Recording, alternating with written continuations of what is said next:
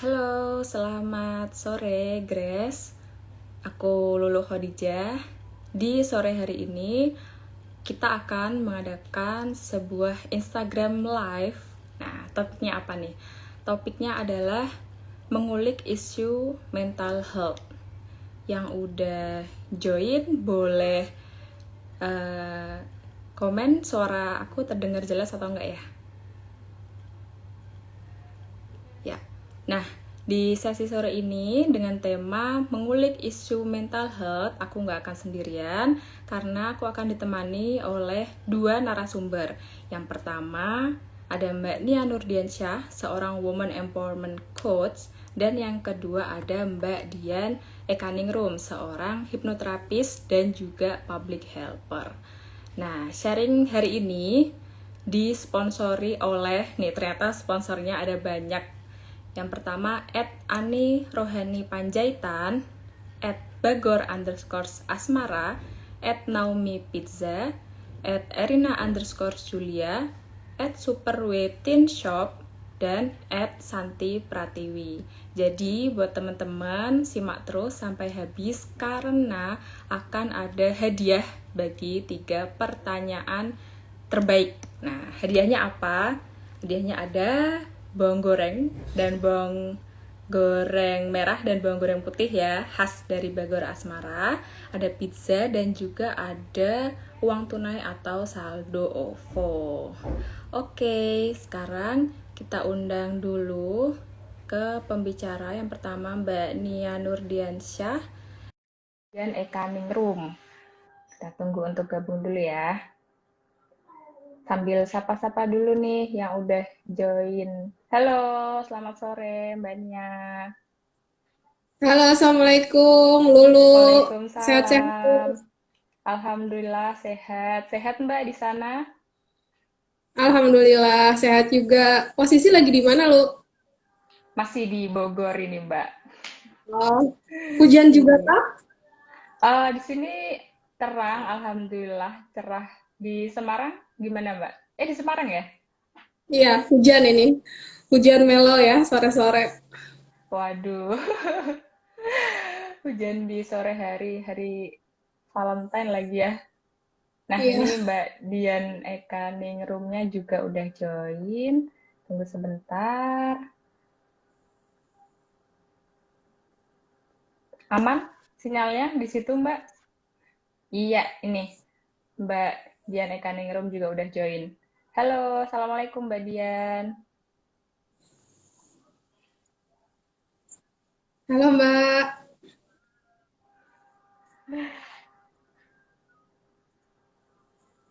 Kalau ya, oke. Hujan ya di Semarang juga ya. Kalau di aku nih Mbak Dian agak putus-putus sinyalnya. Kok di Mbaknya Putus-putus gimana Mbak? ya. Iya, sama. Agak putus-putus nih, Mbak Dian. Mm-mm. Aduh, Mungkin mau bentar, pindah bentar. tempat dulu biar cari sinyal yang lebih kencang. Biar asik juga nih Digeser-geser nanti aja. Ini ngobrol-ngobrol. udah naik ke loteng ini, Mbak. Demi acara Instagram Live-nya Ganjel Tel ya.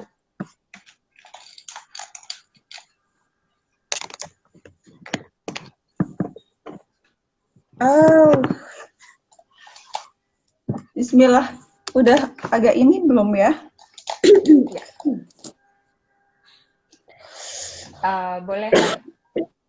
Nah, udah Bismillah, bismillah, lumayan. bismillah. Mungkin nanti semoga dengan berjalannya waktu bisa tambah jelas. Oke. Nah, sore ini tuh kita bakal ngomongin mental health atau kesehatan jiwa. Sebelumnya nih, buat teman-teman juga yang belum tahu, masalah kesehatan jiwa ini udah jadi salah satu masalah kesehatan yang belum terselesaikan. Nah, baik di tingkat global ataupun nasional. Dan ada juga nih riset dari Diskesdas ya, riset kesehatan dasar tahun 2018 menunjukkan ternyata lebih dari 19 juta penduduk yang berusia lebih dari 15 tahun itu mengalami gangguan mental emosional. Kemudian lebih dari 12 juta penduduk lainnya mengalami depresi. Nah, selain itu kan isu-isu mental health ini juga lumayan sering dibahas ya di sosial media, ya nggak Mbak-Mbak? Iya Ini ya. Pak dulu teman Iya. tadi. Nah, Benar. makanya pas banget nih di sini dalam rangka Road to Ultah Ganjil Rail yang ketujuh, kita akan membahas tuntas tentang kesehatan jiwa. Nah, pertama-tama nih, sebenarnya yang dimaksud dengan kesehatan mental atau kesehatan jiwa tuh apa nih? Dari Mbak Nia dulu deh. Oke, kesehatan mental yang sering banyak kita dengar itu sebenarnya adalah sebuah kondisi sejahtera yang disadari oleh seseorang. Nah, sejahteranya ini gimana? Sejahteranya ini salah satunya adalah orang tersebut mampu mengelola stresnya yang dia alami secara wajar, kemudian dia bisa bekerja secara produktif. Nah, kemudian dia juga bisa berperan di dalam lingkungannya. Nah, itu tadi yang namanya sehat mental. Dan dia sadar bahwa aku wellness nih, sejahtera, bisa kalau ada tekanan-tekanan dalam hidup, dia bisa uh, mengatasinya ya. Kemudian dia bisa bekerja atau belajar secara produktif dan dia juga punya peran yang baik di dalam lingkungannya. Gitu. Oke, baik. Kalau dari Mbak Dian sendiri nih, seperti apa sih Sama kesehatan sih. mental itu? Ya, nggak beda, nggak jauh beda, karena menurut WHO memang seperti yang disebutkan Mbak Nia, kalau apa namanya, menurut WHO, kesehatan mental itu ya seseorang yang mengetahui potensinya, mampu apa ya namanya, mengeluarkan kemampuannya menjadi lebih produktif, kemudian apa namanya, setiap kali ada permasalahan dia mampu mengatasinya. Itu sih sama. Oke, tadi tuh dari definisi itu ada beberapa keyword nih sebenarnya yang bisa diulik. Tadi dari Mbak Nia nih, yang pertama mampu mengelola stres. Itu gimana Mbak maksudnya tuh? Nah, jadi dalam kehidupan sehari-hari itu kita mengenal yang namanya stres itu tidak selalu dimaknai sebagai hal yang negatif, ya. Terkadang ada juga namanya stres positif atau hal-hal yang sebenarnya menekan kita, tetapi kita masih bisa bersemangat untuk menghadapi hal tersebut, masih termotivasi untuk menyelesaikan tantangan-tantangan itu. Nah, itu namanya stres-stres yang positif. Nah, kalau dikatakan dia itu stresnya negatif, berarti biasanya adalah stres tekanan-tekanan yang tidak mampu diatasi oleh si pribadi itu. Oke, dari situ tuh bentuk ketidakmampuan untuk mengatasinya tuh seperti apa Mbak?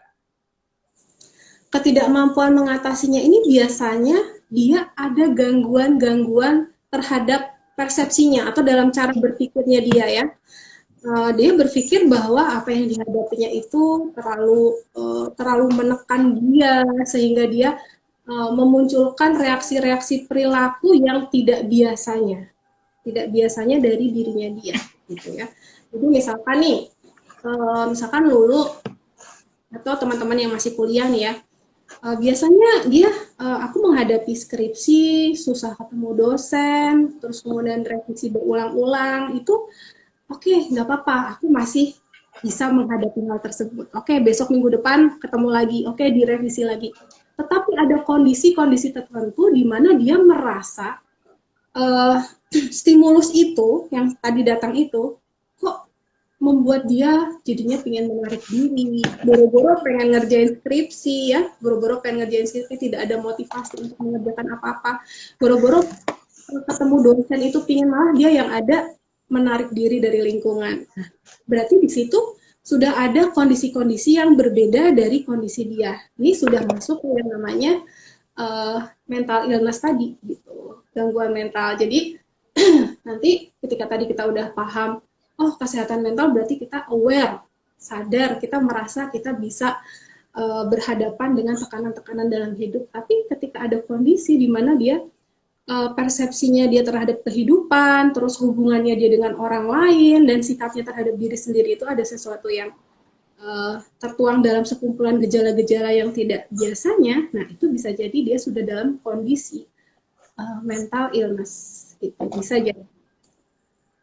Oke, bisa jadi kalau udah mulai menarik diri, udah nggak sesuai sama kebiasaan dia sehari-hari gitu ya Mbak, itu ada gangguan gitu. Nah, Mbak Dia nih, sebenarnya kalau yang bisa dikatakan mental illness atau gangguan itu seperti apa? Apakah itu bakal langsung kelihatan atau harus orang lain dulu nih yang tahu kalau itu orangnya punya gangguan mental gitu? Oke, Bismillah. Jadi ibarat apa namanya, ibarat kesehatan mental tuh kalau saya analogikan tuh kayak garis horizontal. Dan saya dikoreksi ya Mbak Nia ya, kalau ada yang salah.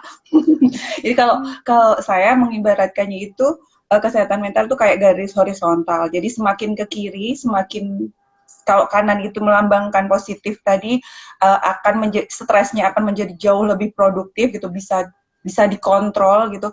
Tapi kalau ya semakin ke kiri gitu, semakin ke kiri semakin banyak tekanan dan kemudian berpotensi mengganggu aktivitas sehari-hari, apa namanya, emosi, kemudian perilaku dan pemikiran.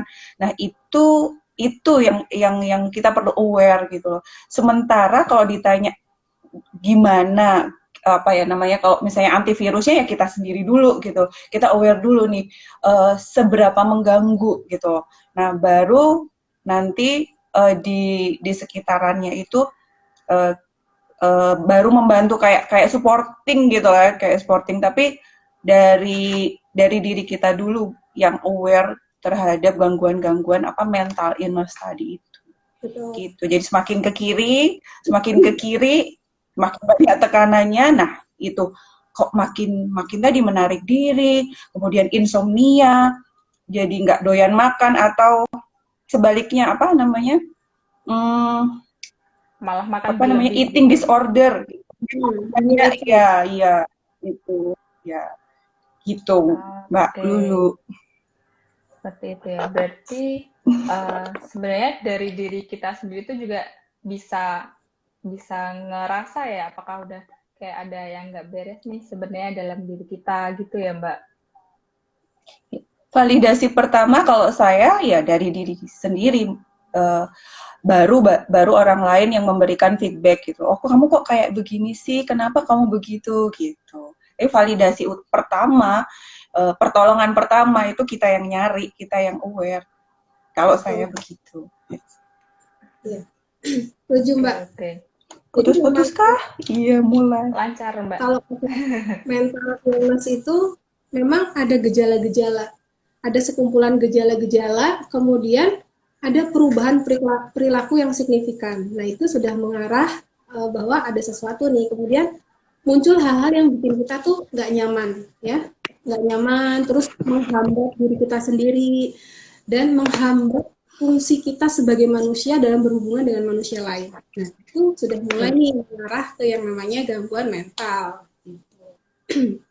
Nah, kalau misalnya hal-hal yang seperti itu tuh, itu bisa dikatakan gangguan mental kalau ada, misalnya udah berapa lama, udah harus berbulan-bulan, atau kan ada nih Mbak, misalnya dia datang terus beberapa bulan, atau hanya datang pada saat dia mendapati tekanan-tekanan tertentu, itu masih bisa dikatakan gangguan mental nggak nih Mbak? Siapa tuh?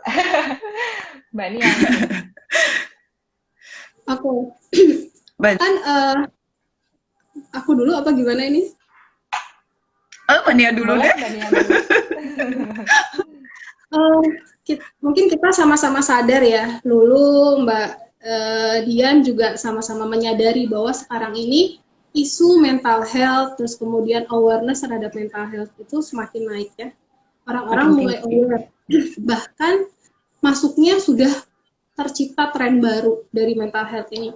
Orang-orang makin kenal yang namanya self-love itu apa, self-care itu apa, kemudian self-reward itu gimana, self-healing itu gimana. Nah, kondisi ini, situasi saat ini di mana orang-orang sudah aware dengan mental health ini sebenarnya bagus banget. Karena untuk sebagian orang, mereka merasa bahwa ada yang bisa divalidasi nih oleh masyarakat, apa yang aku rasakan ini tervalidasi. Kalau beberapa tahun belakangan, mungkin 10 atau 20 tahun, bahkan ketika saya baru mulai awal kuliah, kalau orang merasakan gangguan mental atau gejala-gejala yang tidak normal, kadang orang melabelinya, udahlah nggak usah ngadi-adi, atau Iya, mungkin iman kamu lagi turun. Nah, saat ini tuh orang dengan gangguan mental sekarang punya ruang untuk menyuarakan perasaannya, ya, untuk bercerita pada publik, dan dia fine-fine aja karena dia merasa diterima oleh kondisi sosial saat ini. Nah, cuman ya, tadi kan dulu nanya nih, terus seberapa sih kita bisa tahu dia ini beneran kena gangguan mental apa enggak gitu ya? Itu kan pertanyaannya ya tadi ya. Di sisi lain tuh gini, di sisi lain fenomena yang mungkin coba saya kulik dari fenomena mental health ini adalah bahwa ada sebagian orang, tadi golongan pertama adalah yang dia senang karena dia bisa menyuarakan apa yang dia rasakan tidak nyaman dalam perasaannya dia. Tapi juga ada orang-orang di mana dia terlalu cepat melabeli dirinya, bahkan masih di permukaan aja dia sudah melabeli dirinya bahwa aku nih terkena gangguan mental. Contoh sederhana nih yang sering kita dengar nih ya, misalkan kita melihat ada teman kita, dia sangat-sangat terobsesi dengan kerapian dan kebersihan. Sampai kalau misalkan dia sholat, sepatunya itu harus dibalik ke arah yang berlawanan dijejerin. Kemudian kita langsung melabeli atau dirinya dia ketika dia apa-apa harus perfeksionis, apa-apa harus bersih, kemudian dia melabeli dirinya dia, aku nih OCD. Padahal sebenarnya OCD yang sebenarnya itu bahkan ada tingkatan-tingkatannya yang mungkin orang-orang awam belum tahu. Contohnya nih ya, OCD yang sebenarnya itu bisa membuat seseorang itu punya pikiran berulang, repetitif tentang keselamatan dirinya dia. Contohnya misalkan dia di rumah, dia tuh merasa takut keluarganya dia terjebak dalam kebakaran. Takut kehilangan keluarganya dia. Nah, apa yang dia lakukan? Dia melakukan hal yang irasional. Dia bolak-balik ngecek steker stop kontak setrikaan. Bolak-balik. Sampai sikapnya itu mengganggu kondisi sehari-harinya dia. Dia lagi tidur, lagi merem. Orang normal tidur ya, nyaman tidur udah, tadi udah. Tapi kalau dia, ini karena dia gangguan mental, dia bangun lagi, dia ngecek lagi, terus berulang-ulang. Repetitif yang berulang. Nah, itulah yang sebenarnya di satu sisi, orang aware, tapi di sisi lain ada juga kalangan-kalangan yang mudah untuk melabeli sesuatu. Gitu. Mungkin dari Mbak Dian, sisi lainnya gimana, Ada tambahan, Mbak?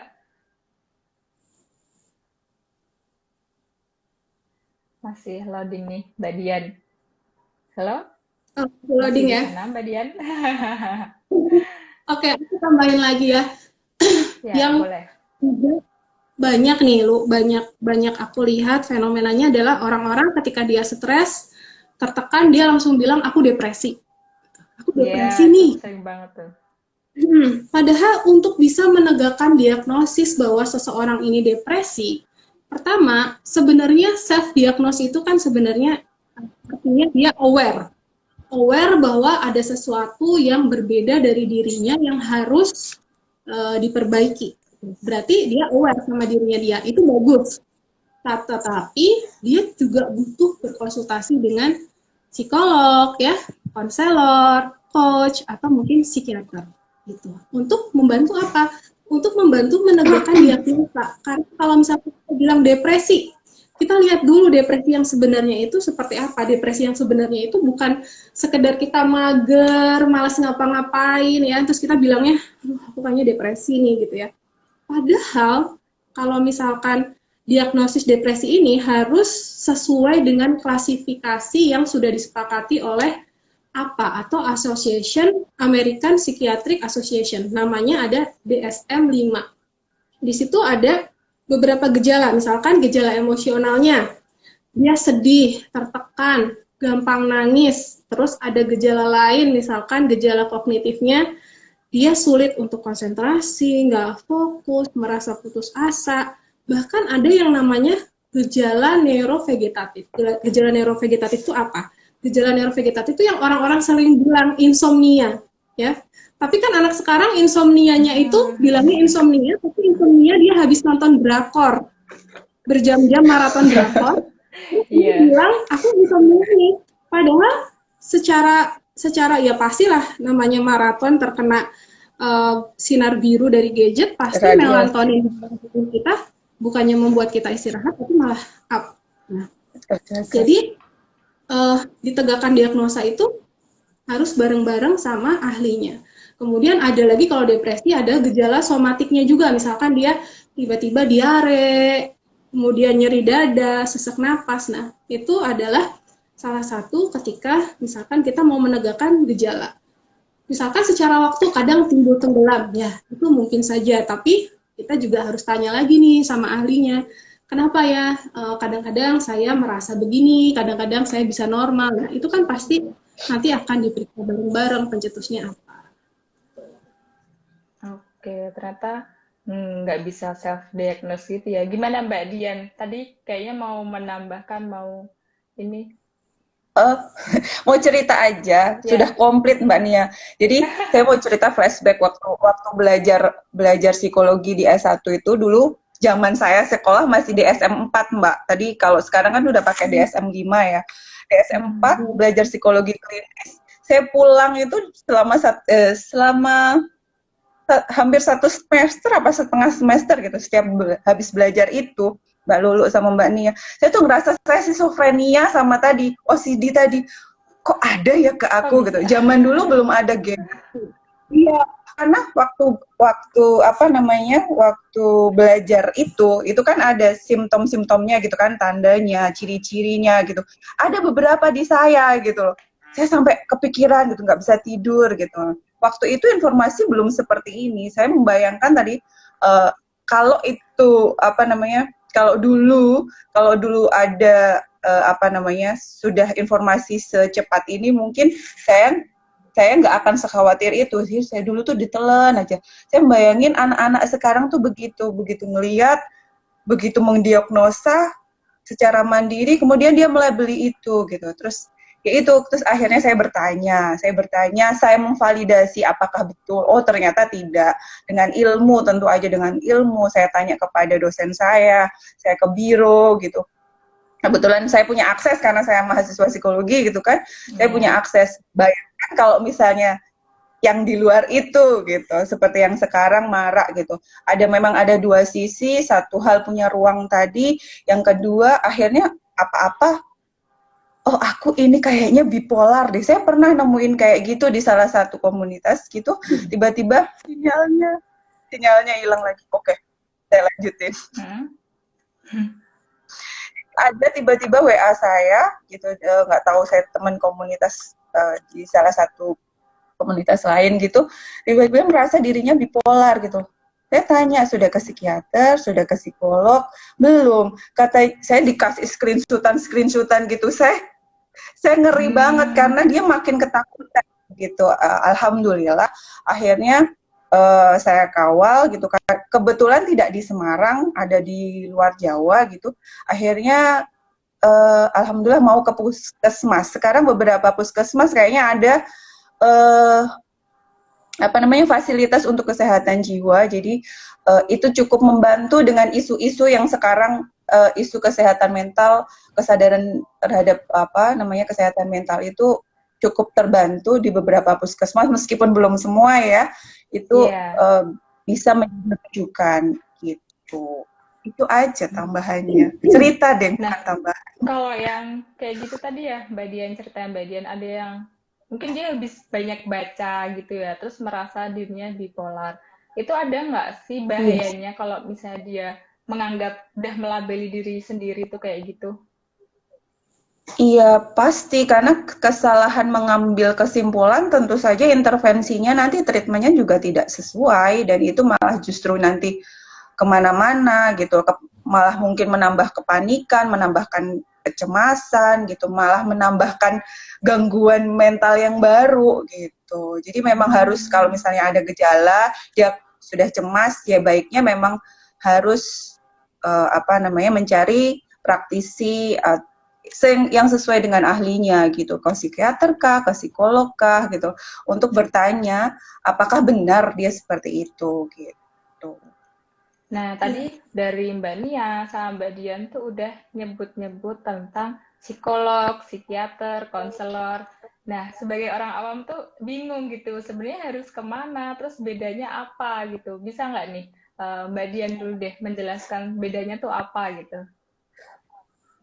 Simply sih ya Mbak, kalau psikolog itu tidak ada intervensi untuk obat-obatan. Biasanya kalau psikolog itu pendekatannya lebih pada inti dari jiwa itu, mengawal untuk menuju solusinya dengan pendekatan-pendekatan lebih kepada konseling, kemudian pemberdayaan secara mental. Sedangkan untuk psikiater biasanya basicnya itu dokter, kemudian mengambil spesialisasi kejiwaan, dan nanti biasanya intervensinya dengan antidepresan dan obat-obatan lain yang membantu kesembuhan pasien begitu.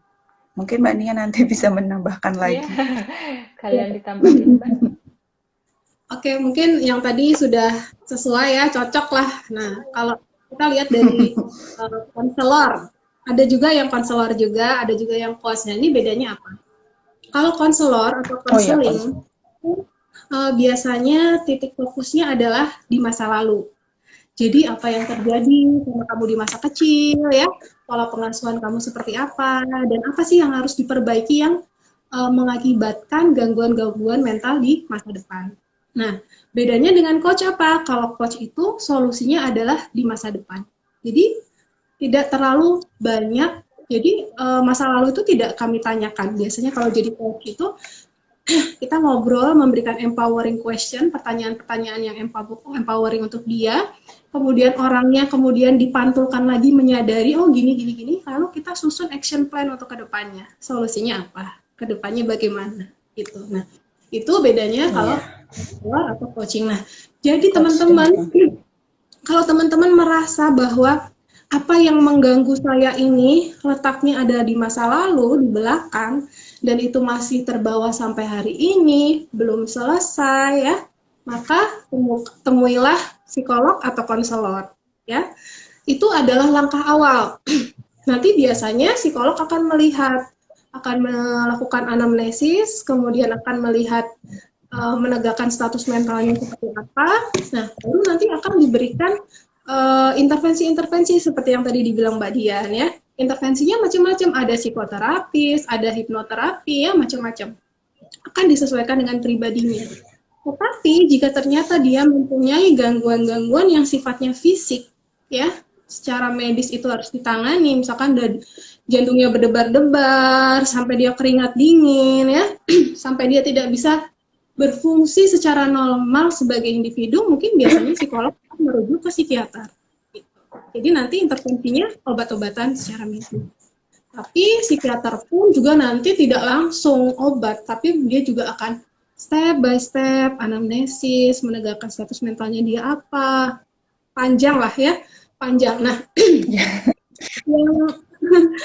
yang harus kita sadari sebagai komunitas sosial nih ya, sebagai orang komunitas sosial yang dimana mental health ini semakin aware orang-orang, apa yang harus kita lakukan? Kita sebagai orang awam harus juga banyak membaca, harus juga banyak tahu, karena banyak gangguan-gangguan mental seperti depresi itu sebenarnya tidak terlihat, ya. Dia bisa tampil di depan umum, bisa tersenyum, ya. Kita punya beberapa kasus seperti Chester Bennington ya, kemudian dia tiba-tiba sebelumnya dia masih senyum-senyum ya, masih ketawa-ketawa dengan anaknya ya, tidak ada yang tahu. Nah, bagaimana caranya? Kita selalu ingat begini, ini biasanya aku kalau cerita sama teman-teman yang masih awam ya, depresi itu, buat orang yang depresi itu seperti bilang sama dia kalau dunia di sana tuh berwarna-warni dan indah, padahal dia buta warna. Nah, kondisi buta warna kan kita nggak tahu sebagai orang normal, kita harus belajar. Gitu. Oke, Berarti Ya, lumayan ada perbedaannya gitu ya. Jadi kita bisa ke konselor atau ke psikolog atau ke psikiater sesuai dengan gangguan mental yang kita rasakan. Nah, ya, kolaboratif akhirnya. oke, kolaboratif ya akhirnya. Terus ngomongin soal mental illness tuh juga ada muncul istilah healing-healing gitu. Dan sekarang healing-healing tuh diibaratkan harus liburan, traveling kemana. Nah, yang dimaksud healing tuh sebenarnya gimana? Gimana nih Mbak Dian? Ya healing sesuai dengan artinya penyembuhan gitu, proses penyembuhan gitu. Apa aja. Jadi orang ngebayangin kalau self healing itu udah pergi kemana, sama kayak gitu. Jadi paradigmanya itu harus pergi kemana, ke pulau apa gitu yang indah-indah. Sebenarnya nggak kayak gitu sih ya. Me time, seperti kita memaknai me time gitu, teman-teman memaknai me time kayak gitu, itu sudah healing gitu. Tapi me time-nya itu, aku nggak bisa ke salon mbak, kadang-kadang kayak gitu. Kalau di komunitas parenting, aku nggak bisa ke salon, aku nggak bisa nge-mall, anakku begini. Oke, me time nggak kayak gitu juga gitu. Apa yang bisa membuat kamu apa yang bisa membuat kita bahagia dengan simple thing gitu, dengan sederhana, tanpa budget pun bisa gitu loh. Kalau kita bahagia, apa sih maknanya kalau kita healing dengan pergi tapi habis itu pulang stres lagi gitu, mengalami kebingungan, mengalami jadi mikir lagi gitu. Ya kayak apa buka tutup gali kemudian ya sendiri kayak gitu. Healing itu ya penyembuhan dengan cara yang paling nyaman dari diri kita, yang memang benar-benar kita bisa keluar, memberikan jeda terhadap kepenatan yang mungkin kalau bahasa saya ransel emosinya sudah penuh gitu, ya taruh dulu di ranselnya sebentar gitu untuk bisa menjarak antara realita dengan kondisi kelelahan kita gitu. Kalau saya sederhana itu sebagai seorang praktisi, saya biasanya ngomong kayak gitu ke teman-teman yang datang ke saya. Dari Mbak Nia gimana Mbak tentang healing-healing ini? Oke. Healing. Jadi ingat iklan. Kalau menurut aku ya, satu-satunya tempat yang harus kita datangi untuk healing atau menyembuhkan diri adalah diri kita sendiri. Ini bukan pergi ke suatu tempat ya. Oke, bahwa ada penelitian bahwa kalau kita pergi ke alam itu secara teoritis bisa menurunkan tingkat stres. Tapi ketika kita melakukan healing dengan pergi-pergi ke alam itu, tentu juga ada caranya, ada metodenya. Apa yang dilakukan ketika kita mau healing di alam? Nggak cuma asal kita googling tempatnya bagus, kita pesen tiket, book tiket, kita pergi ke sana. Coba diperiksa lagi, itu mau healing atau mau validasi eksternal dari orang lain bahwa kita pergi ke suatu tempat. Nah, itu yang harus kita jaga. Karena satu-satunya tempat yang harus kita tuju adalah diri kita sendiri. Nah, kalau misalkan kita pergi, kemudian apa? Boleh healing di alam, sekarang pun banyak. Di Bali ada yang namanya retreat untuk mental health. Tapi itu didampingi oleh orang. Ada konselornya, ada psikolognya, ada orang yang nanti juga misalkan instruktur yoganya juga gitu ya. Terus ada intervensi masalah dietnya, makanannya. Nah, healing pun ketika dilakukan oleh diri kita sendiri harus sesuai dengan metodenya apa. Misalkan, mungkin nanti dalam proses main ke alam itu kita ada earthing, ada berjalan tanpa alas kaki ya. Apa fungsinya? Fungsinya adalah untuk menghilangkan radikal-radikal bebas yang memang secara penelitian itu menimbulkan orang mengalami stres. Kemudian ada yang namanya di Jepang itu, dan sekarang juga sudah mulai diterapkan oleh beberapa institusi, namanya forest healing atau forest bathing ya. Itu kalau tidak salah di ITB mengembangkan teknik forest healing itu. Jadi orang-orang, para pekerja yang burn out diajak masuk ke hutan, kemudian dia digunakan alat untuk mengukur tingkat stresnya yang ditampilkan di lengan, kayak kita kalau pas lari itu nanti dilihat kadar kortisolnya seberapa, ketika sudah masuk hutan seperti apa. Nah, jadi healing pun ada metodenya. Oke, healing ada metodenya. Nah, kita tuh butuh healing. Tadi Mbak Nia juga nyebut burnout tuh, apalagi nih Mbak istilah burnout tuh. Ada istilah-istilah yang viral Oke, sebenarnya, tapi maknanya tuh apa sih gitu? oke. Burnout itu kebalikan dari depresi. Justru kebalikan dari depresi. Kalau depresi itu kan dia males ngapa-ngapain ya. Kita males ngerjain apa-apa, tidak ada motivasi. Nah, kalau burnout ini kebalikannya. Dia adalah mungkin karena ada dorongan di dalam diri kita untuk membuktikan kepada orang lain tentang value dia, kemampuannya dia. Itu pengen membuktikan bahwa aku bisa nih. Sering itu bukan cuma pada orang lain, teman kantor atau apa, tapi juga pada dirinya dia sendiri karena dia pengen aku punya value, maka aku harus bekerja keras. Tanpa sadar dia menambah terus beban dalam kesehariannya dia, terutama kalau burnout ini dalam kondisi pekerjaan ya, dia menambahkan beban-beban pekerjaannya, tetapi ada kondisi di mana dia kesulitan atau tidak mampu meminta bantuan pada orang lain, tidak bisa mendelegasikan pekerjaan pada orang lain. Karena apa? Karena ingin merasa dirinya ini tak tergantikan.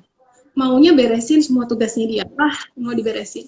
Sehingga dia tuh pada saat ini mengabaikan kondisi-kondisi atau kebutuhan-kebutuhan pribadinya.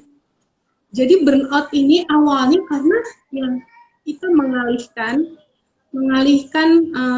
sebenarnya kita punya kebutuhan, ada perasaan kosong, ada kebutuhan terhadap sesuatu hal yang tidak terpenuhi di masa lalu yang terbawa sampai hari ini, kemudian kita alihkan pada memberikan beban yang begitu banyak kepada diri sendiri. Nah, akibatnya apa? Akibatnya muncul perasaan kosong ketika dia tidak bekerja keras. Ketika dia tidak mendapatkan apresiasi seperti yang diharapkan. Kemudian yang namanya burnout itu adalah terjadi gangguan kolaps baik secara fisik maupun psikisnya dia. Oke, baru tahu tuh.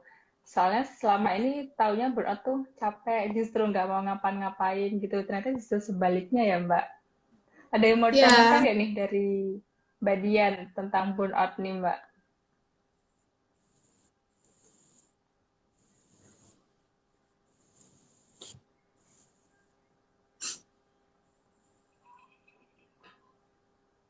Halo, Mbak Dian? Masih di situ? Oke, masih.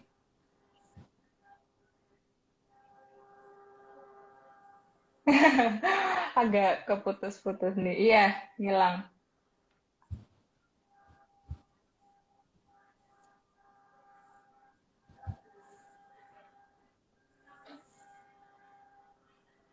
Masih putus-putus.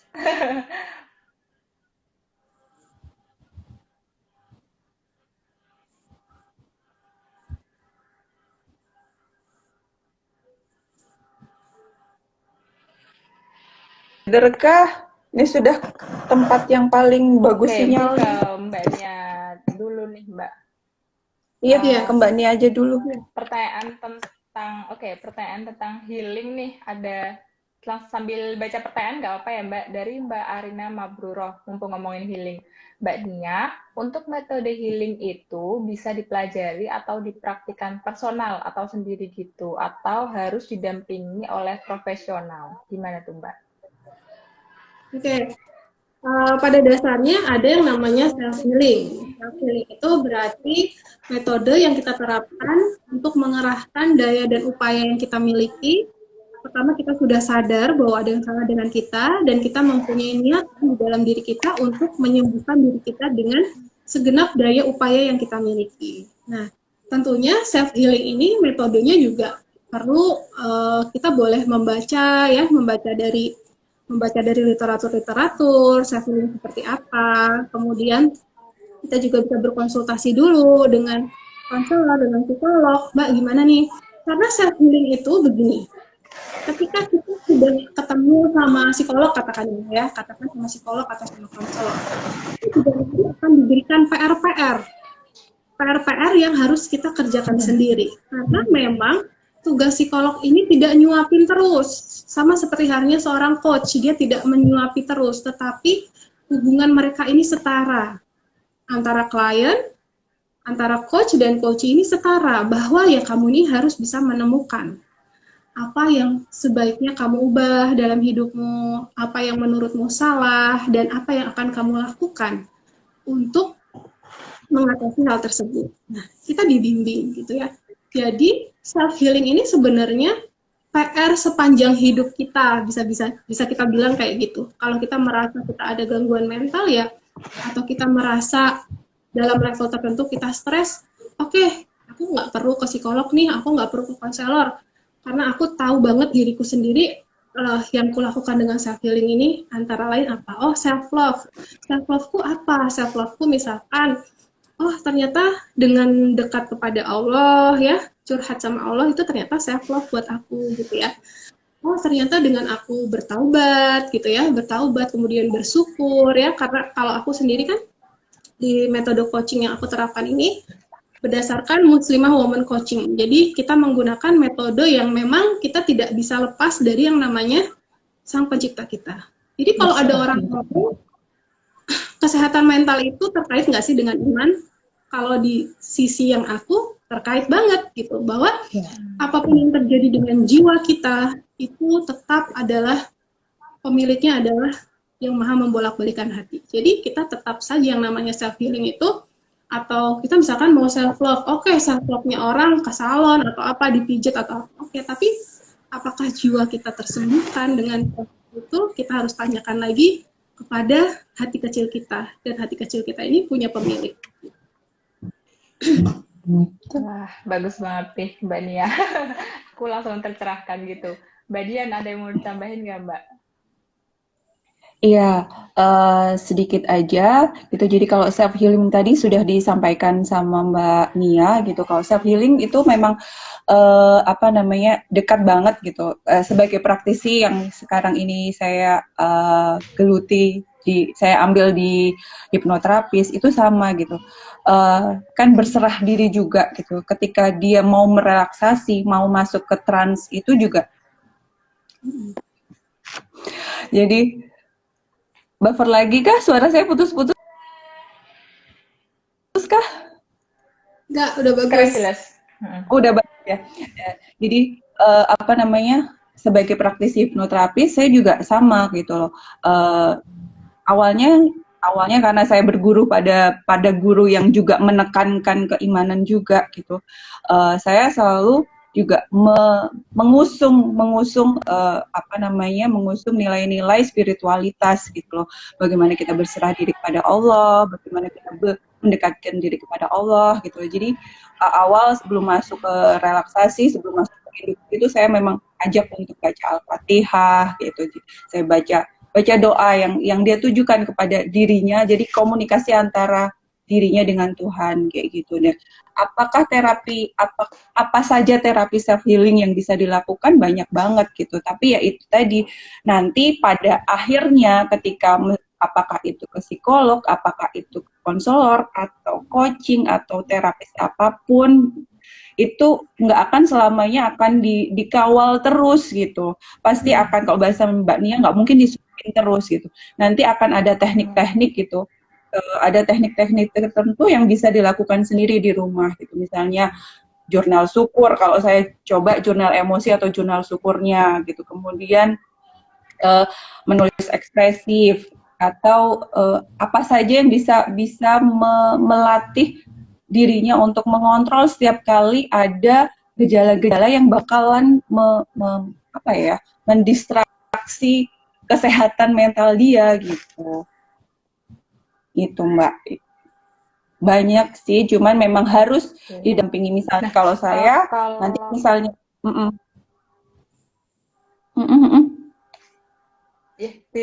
putus. Ya, jadi kalau saya, jadi nanti akan tetap, misalnya meskipun dilepas tangan gitu, udah nggak ditatih lagi gitu, tetap akan ada, saya buka misalnya komunikasi selama-lamanya, misalnya ada kekurangan di mana, harus ditambah apa gitu. Kok jadi begini, itu tetap ada kemungkinan untuk tetap silaturahim dalam bentuk berkomunikasi dalam taraf yang lain, bukan dalam sesi untuk penyembuhan lagi gitu, tapi untuk jadi teman tumbuh gitu. Kalau Gitu, Mbak. hipnoterapi itu kan salah satu bentuk healing ya. Itu tuh gimana Mbak konsepnya seperti apa?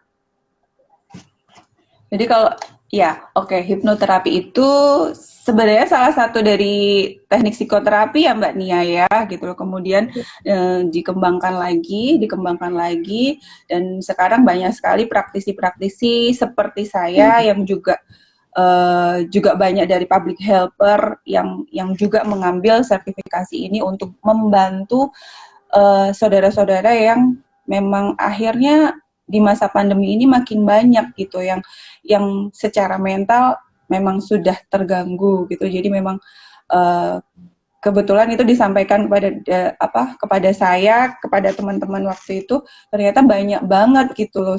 Pandemi itu memunculkan sekitaran berapa ya, 350 orang yang setiap hari yang mengalami gangguan mental gitu katanya, kata dokter Isah waktu itu, dokter Aisyah Dahlan gitu.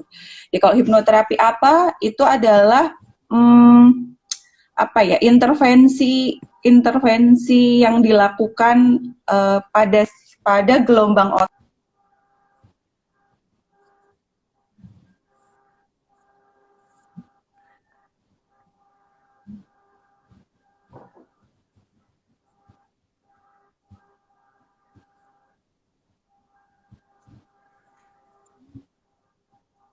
Oh iya, silakan. Coba Mbak, coba dulu aja. Siapa tahu bisa. Ya, boleh. Menarik nih tentang hipnoterapi.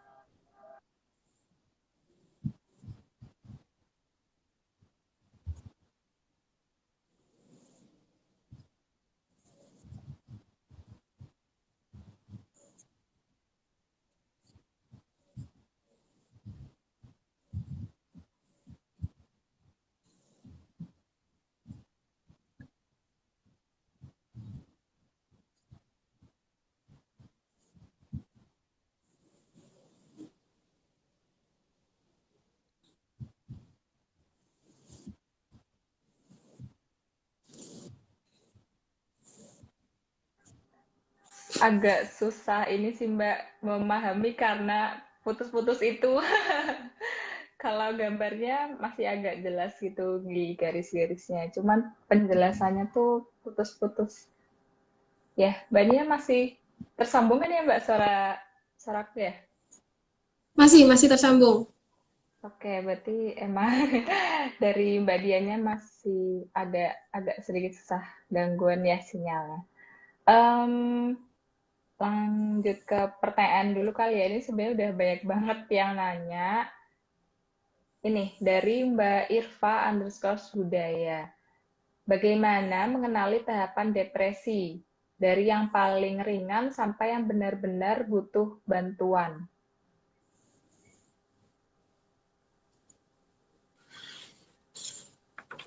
Ini Mbak Dianya ada gangguan jadi keluar. Gak apa-apa deh, untuk sementara Mbak Nia dulu ya Mbak. Mbak Dianya hilang ya? Iya. Oke Mbak Irfa, terima kasih atas pertanyaannya nih. Gimana mengenali gejala-gejala dan tahapan depresi? Nah, biasanya gejala depresi itu dikategorikan yang pertama gejala emosional, gejala kognitif, gejala neurovegetatif, dan gejala somatik. Nah, biasanya seperti apa nih? Biasanya kalau gejala emosional itu ada tingkatannya juga. Sedih, tertekan, gampang nangis, itu nanti ada namanya emotional will ya. Emotional will itu nanti biasanya diisi sampai tahapan apa sih? sesedihnya itu tiba-tiba nangisnya itu seperti apa ya. Kalau kita pernah dengar baby blues ya, baby blues atau depresi pasca melahirkan itu biasanya nangisnya tiba-tiba aja. Tahu-tahu berbes yang dari cuma netes sedikit, tahu-tahu bisa nangisnya kenceng banget ya, nangisnya kenceng banget. Terus kemudian ada gejala kognitif. Gejala kognitifnya apa? Gejala kognitifnya itu seperti kalau baby blues itu seperti kayak kita ketemu sama dementor. Kita nggak bisa fokus, Gimana kita tuh? kayak berjalan di lorong yang panjang, gelap. Kapan nih ujungnya? Ujung guanya nih kapan? Kita kayak merasa ada gangguan kognitif di mana kalau bagi orang normal itu ya udah biasa aja dijalanin gitu. Tapi bagi orang yang depresi tadi seperti yang aku bilang ya, kita bilang bahwa dunia berwarna-warni, tapi bagi dia karena dia buta warna ya, dunianya hitam putih. Gitu. Nah, jadi secara kognitif ada gangguan. Dia merasa putus asa, merasa bahwa masalah kecil itu terasa besar, tidak terselesaikan. Kemudian ada gejala-gejala neurovegetatif yang itu bisa dilihat di fisik kita. Misalkan ada agitasi itu ketidaknyamanan tubuh, kita goyang-goyang, keringetan, terus nggak bisa stand still, nggak bisa berdiri dengan tenang ya. Kemudian dilihat lagi tahapan berikutnya, apakah ada gejala somatik atau psikosomatis yang berpengaruh kepada tubuh. Karena sakit di dalam jiwa kita itu sebenarnya, atau sakit di dalam pikiran kita akan termanifestasi ke dalam fisik kita. Jadi kita biasanya mual ya, kemudian menggigil, diare, nyeri dada, bahkan ada dilaporkan gejala-gejala depresi yang pernah ngobrol atau berkonsultasi dengan saya itu biasanya dia kalau subuh itu dia selalu meriang badannya.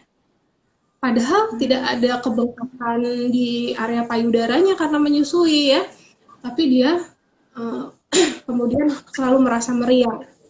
Selalu ada orang yang bilang sawan. Sawan itu tadi gangguan kognitif ya. Jadi dia mungkin ada berhalusinasi melihat sesuatu yang menakutkan bagi dia, mengejar-ngejar dia. Nah, itu sudah tahap-tahap di mana dia butuh bantuan profesional. Gitu. Jangan sampai orang sekitarnya tidak aware, kamu nangis-nangis, kamu cuma capek kali, coba dipijet, coba apa. Tapi kita harus pahami bahwa sekali lagi kita harus memahami bahwa orang yang sedang dalam kondisi depresi ini tidak bisa melihat warna-warni kehidupan di luar, di dunia gitu.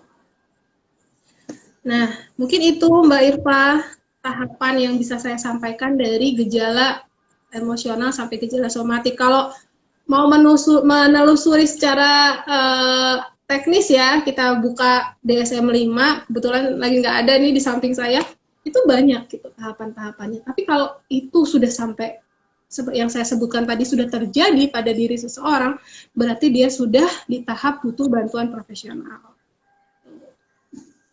Oke, itu tadi DSM-5, DSM-4 tuh sebenarnya apa sih Mbak Dian, Mbak Nia? Saya juga baru tahu itu istilahnya. Kitab. Buku kitabnya ya. Saya udah nggak megang lagi. Zaman dulu itu bentuknya kecil gitu DSM-4. Saya belum pernah lihat kalau yang DSM-5 itu di situ kalau nggak salah sekitar ada sekitar 200 kalau nggak salah 200-an ya Mbak ya, gejala-gejala psikologis yang yang dianggap menjadi gangguan gitu. Jadi memang dulu sih harus dihafal gitu loh, kalau kita mau belajar klinis itu harus banget dihafal gitu, kayak simptom-simptomnya apa. Misalnya schizophrenia nanti ada berapa, kemudian tanda-tandanya apa, yang membedakan apa, bipolar itu juga apa, OCD apa gitu. Terus kemudian semakin berkembangnya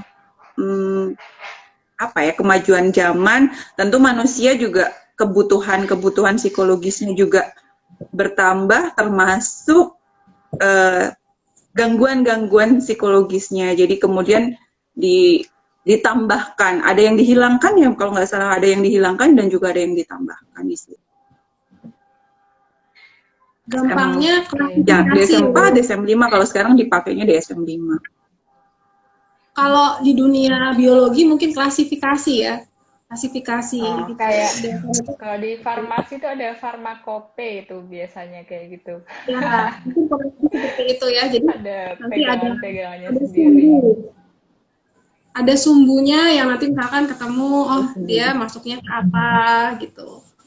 Klasifikasi lah bahasa gampangnya untuk teman-teman yang awam gitu.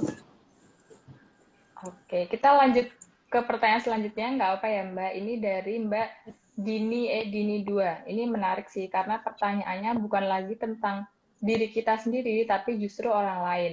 Jika ada orang terdekat kita nih yang mengalami gangguan mental, sebaiknya bagaimana kita bersikap, Mbak Dian? Oke. Jika ada orang yang terdekat kita yang mengalami, jika ada orang terdekat kita yang mengalami gangguan mental, bagaimana sikap kita seharusnya? Biasanya ya kita lihat dulu gangguan mentalnya apa. Kalau misalnya itu masih levelnya masih bisa diajak untuk berkomunikasi, mungkin kita persuasif ya, ngobrol dulu gitu. Karena biasanya orang dengan gangguan mental illness itu mental illness itu biasanya dia tidak tahu, orang kecewa itu nggak tahu dia kecewa, orang terluka hatinya itu nggak ngerti gitu, terluka, tapi dia belum, kalau misalnya dia belum mau menerima apa kenyataan atau masih ingin memeluk luka-lukanya, akan sangat susah untuk menerima pendapat dari orang lain gitu. Jadi apa yang bisa kita lakukan sebagai orang terdekat kita, ya kita lihat levelnya. Kalau saya ya, kita lihat levelnya. Kalau misalnya belum sangat mengganggu dan masih bisa diajak berkomunikasi, ya kita persuasif dulu, ngobrol gitu, mengarahkan, kemudian mengajak kayak gitu. Tapi kalau misalnya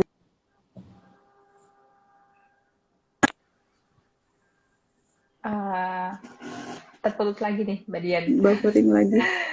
Kalau misalnya apa namanya sudah sangat mengganggu, dan keluarga terdekatnya untuk diajak ke profesional yang mampu mengatasi gangguan mentalnya itu. Gitu. Putus-putus ya Mbak ya? Sudah terdengar jelas.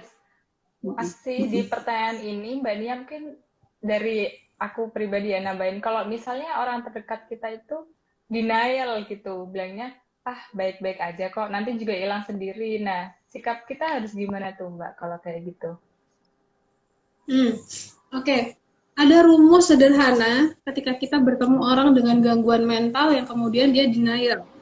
Pertama, secara sopan apa ya bahasanya ya, secara lembutnya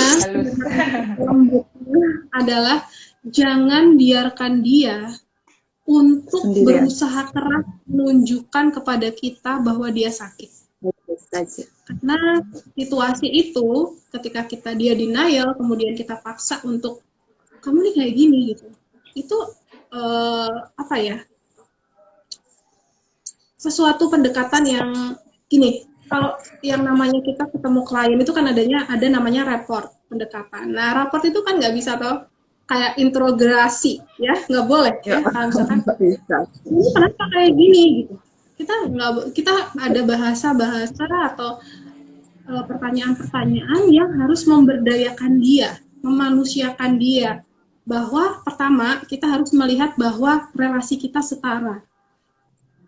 Dia cuma sedang dalam kondisi di mana seperti yang tadi Mbak Dian bilang, ada kalau garis statistik itu ada di bagian kiri gitu.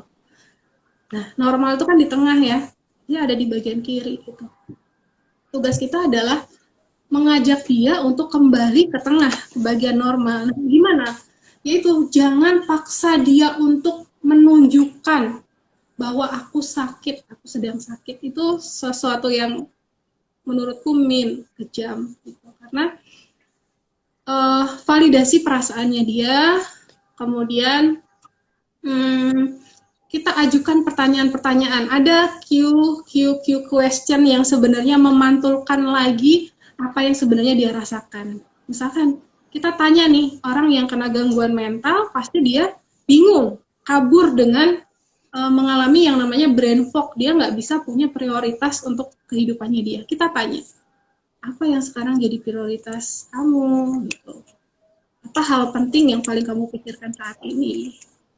Dari situ kita mengajak dia untuk berpikir, untuk menyadari bahwa oh iya seharusnya tuh aku tuh punya prioritas ya, seharusnya punya tujuan hidup.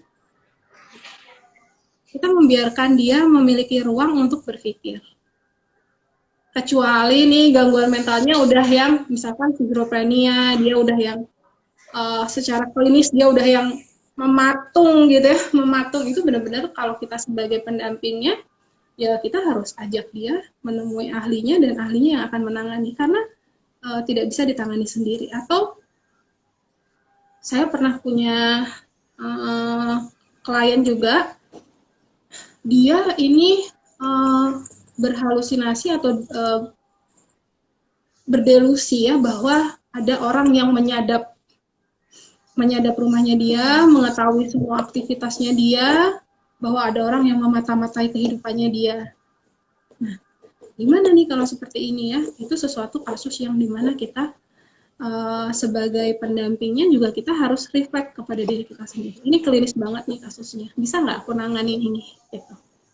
Jadi kalau misalkan kita sebagai pendamping atau ahli yang mendampingi, sebagai konselor, sebagai coach, kita merasa tidak mampu, kita akan refer kepada ahli lain yang sudah jago menangani gitu. Sejauh ini, kalau saya pribadi tidak menangani kasus-kasus klinis. Gitu. Jadi ketika ada klien yang kasusnya sangat-sangat klinis, maka saya akan kontak teman psikolog. Mbak, ini wawancara awalnya, ini anamnesis awalnya seperti ini, gini. Kita serahkan, kita refer kepada teman psikolog kita atau pada rekan lain, atau kita rujuk sekarang ini kampus-kampus psikologi sudah punya biro. Yang teman-teman harus aware ya, bahwa sering banyak banget yang nanya sama aku, Japri atau apa, Mbak, kemana dong? Masih banyak yang ragu-ragu untuk pergi ke puskesmas, atau kadang merasa di puskesmas itu kok merasa aku kan bukannya kayak konseling ya Mbak, aku kok kayak diintegrasi gitu misalkan. Biasanya saya sarankan untuk ketemu dengan psikolog yang ada di biro psikologi kampus. Ada kampus psikologi Undip, ada UNES, ada USM, ya ada Unika. Kita biasanya rujuk ke sana. Coba ke biro psikologinya. Oke, berarti ini untuk pertanyaan Mbak Dini kita lihat lagi ya seberapa tinggi, seberapa berat sih gangguan mental dari kondisi orang terdekat kita itu. Nah, next question mungkin pertanyaan terakhir juga untuk sesi hari ini karena udah sejam nih ternyata. Pertanyaan terakhir ini lumayan menarik nih dari sepertinya Mas Yuski Rahman. Menurut Dr. Ryu Hasan, depresi itu bisa disebabkan oleh keturunan gen dari orang tua. Nah, gimana nih pendapat Mbak Dian terlebih dahulu?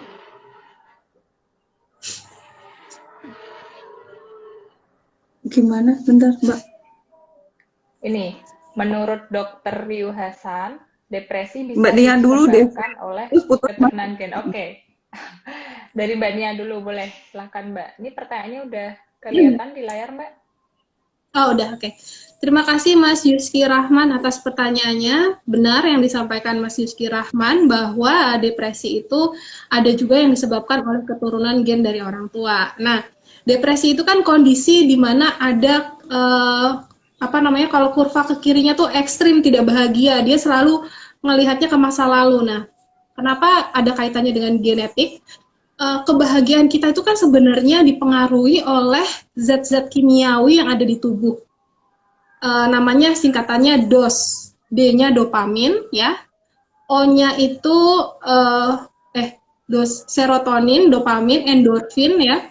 Nah, itu tuh sebenarnya diturunkan dari generasi ke generasi jumlahnya. Nah, banyak yang bilang bahwa zat-zat kimiawi atau hormon-hormon kebahagiaan yang ada di tubuh kita ini dari orang tua kita, ya kalau polanya mereka menurunkannya sekian, ya sama di kita juga kadang-kadang, makanya kadang-kadang kita sering melihat ada yang namanya trauma yang diwariskan, ya. Itu juga terkait dengan sebenarnya secara genetik jumlah hormon yang ada di dalam tubuh kita. Hormonnya itu dibentuknya di mana? Ternyata dibentuknya adalah di pencernaan kita. Brain axis pencernaan. Jadi di usus kita, mikroba-mikroba yang ada di dalam mikroba baik itu menghasilkan hormon-hormon kebahagiaan. Nah, jumlah mikrobioma atau mikroba baik itu ternyata biasanya sama secara genetik.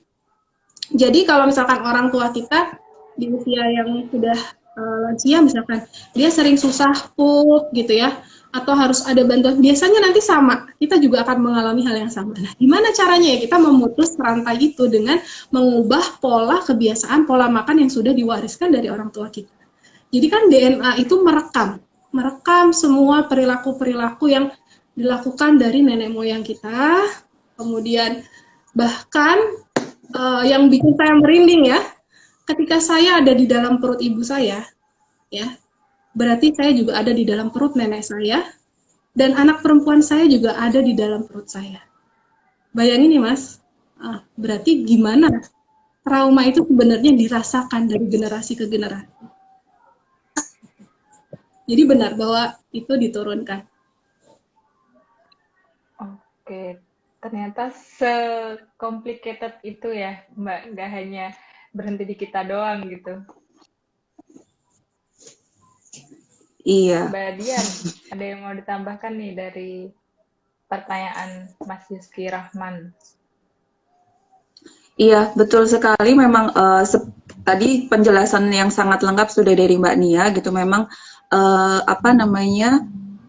kalau bisa dibilang bukan karakter kepribadian itu memang tidak bisa dilepaskan dari unsur nature dan nurture. Gitu. Jadi memang dibentuk di lingkungan juga dari genetik gitu. Dan seperti yang tadi disampaikan Mbak Nia juga, semuanya tuh DNA itu kan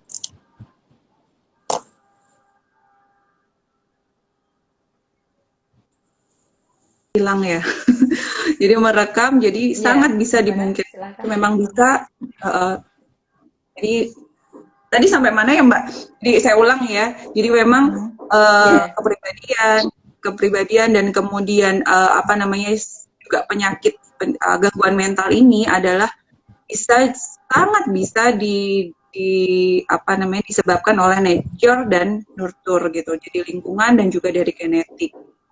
Caranya bagaimana tadi udah disampaikan dari Mbak Nia, ada pola-pola yang harus diubah, entah itu makanannya, kalau misalnya dari dari genetiknya gitu, misalkan tadi di pencernaan dan lain sebagainya, itu berarti pola-pola makannya memang harus dirubah.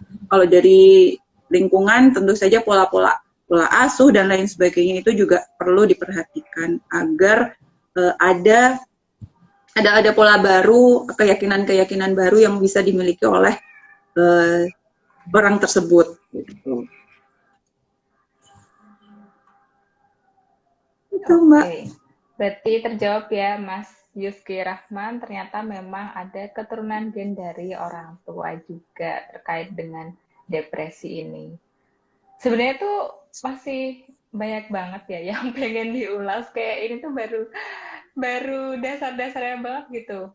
Dan juga pertanyaannya ternyata ada beberapa yang belum terjawab, tapi karena ya sudah waktunya untuk kita berpisah, sudah kurang lebih 1 jam kita membahas tentang mental health issue ini. Semoga dari obrolan-obrolan kita tadi bisa Grace sama teman-teman yang lain nih bisa mendapatkan insight-insight baru dan juga bisa menjaga kesehatan mental juga ya. Untuk closing-nya nih dari Mbak Nia dulu, mau apa yang ingin disampaikan Mbak? Oke, kalau dari saya, bagus bahwa kesadaran tentang mental health sekarang meningkat, tetapi juga berhati-hatilah untuk melabeli diri ya, karena apa yang kita labelkan terhadap diri itu adalah self-talk yang akan kita simpan dan itu akan menggerakkan diri kita atau perilaku kita. Oke. Oke, siap. Kalau dari Mbak Dian nih, gimana Mbak? Oke, kalau dari saya, dari kita tidak akan pernah selesai bicara tentang kesehatan mental gitu. Akan ada banyak sekali layer yang bisa kita kupas dari setiap sudut manusia itu unik gitu. Ada kekhasan tersendiri yang kita selalu bisa pelajari gitu. Nah, untuk teman-teman atau siapapun yang mengalami gangguan mental, eh, kalau saya itu kita perlu sekali bukan aib. Kita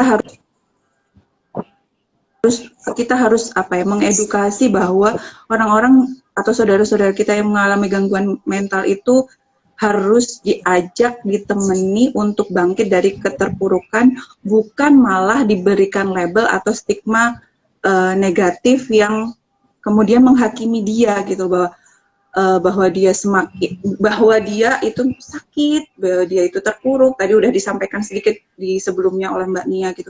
Jadi bener banget kalimat it's okay not to be okay itu bener banget itu kena gitu di kalimat-kalimat itu tuh sekarang tuh nggak apa-apa, baik-baik aja tuh nggak apa-apa, bukan sesuatu yang apa namanya, yang nggak boleh gitu. Kita kan manusia gitu, up and down itu biasa aja gitu. Jadi it's okay not to be okay. Itu dari saya, Mbak. It's okay not to be okay ya teman-teman. Terima kasih buat Mbak Nia, Mbak Dian, dan juga Grace yang menyimak acara sesi live kali ini. Masih ada sesi live berikutnya, ditunggu aja informasinya. Cukup sampai sini. Selamat sore. Wassalamualaikum warahmatullahi wabarakatuh. Sore Mbak Nia, Mbak Dian. Sehat-sehat selalu ya. Maaf ya, sinyalnya. Iya, nggak apa-apa Mbak.